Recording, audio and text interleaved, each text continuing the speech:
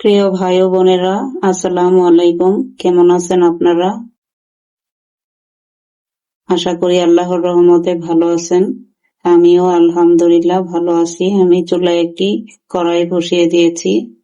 এখানে আমি তেলটাও দিয়ে দিয়েছি।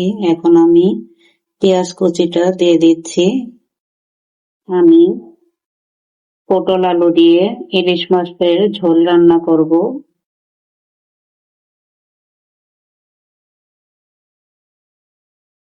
আমি পেঁয়াজটা একটু ভাজা ভাজা করে নিচ্ছি। দেখুন আমার পেঁয়াজটা হয়ে গিয়েছে। এখন আমি এখানে দেখুন আমি মাছটা সেদ্ধ করে নিয়েছি লবণ আর হলুদ দিয়ে। আমি এই পানিটাই এখানে দিয়ে দিচ্ছি।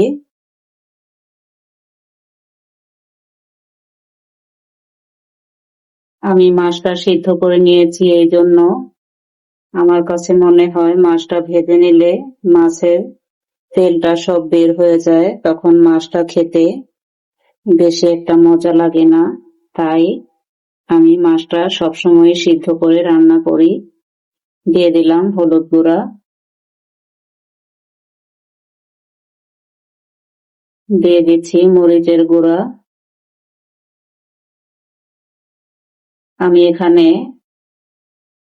ইলিশ মাছের মধ্যে কখনই আদা রসুনটাও দেই না, কারণ আদা রসুনটা দিলেও আমার কাছে মনে হয় ইলিশ মাছের যে আসল গন্ধ এটা নষ্ট হয়ে যায়, তাই আমি দিচ্ছি না।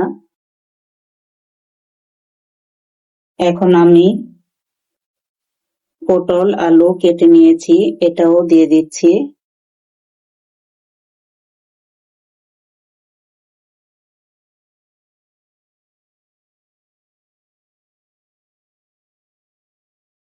ওগুলো আমি ভালোভাবে কষিয়ে নিব। দেখুন আমার সবজিটা কষানো হয়ে গিয়েছে। এখানে আমি লবণটা দিতে ভুলে গিয়েছিলাম, লবণটা দিয়ে দিলাম।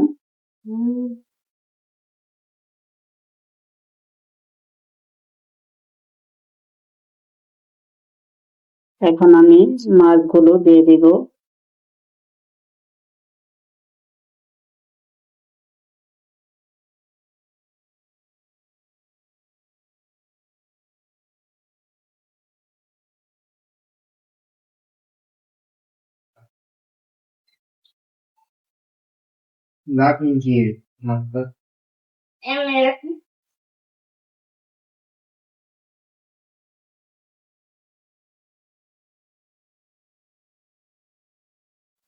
দেখা হচ্ছে কিছুক্ষণ পর। দেখুন আমার তরকারিটা হয়ে গিয়েছে। এখন আমি 3টা কাঁচামরিচ দিয়ে দিচ্ছি।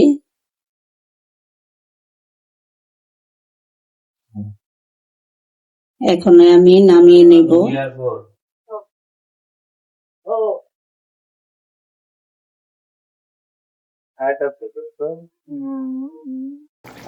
দেখুন আমি একটু গরুর গোশত আলু দিয়ে ঝোল করে রান্না করেছি। এটা আমি এখন নামিয়ে ফেলবো। দেখুন আমি চুলাতে একটি কড়াই বসিয়ে দিয়েছি। এখানে আমি 1 পিস মাছ রেখেছি, ভেজে নিব।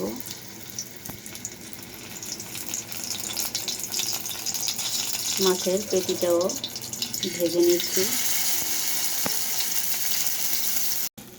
দেখুন আমি এখানে কিছুটা পেঁয়াজ দিয়ে দিচ্ছি, এটাও ভেজে নিচ্ছি।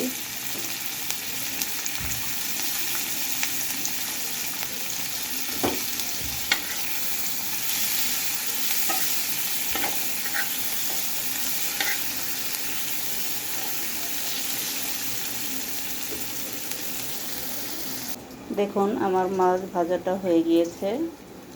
যদি আমার রান্নাগুলো ভালো লেগে থাকে একটি সাবস্ক্রাইব করে যাবেন প্লিজ। সবাই ভালো থাকবেন, সুস্থ থাকবেন। আল্লাহ হাফেজ।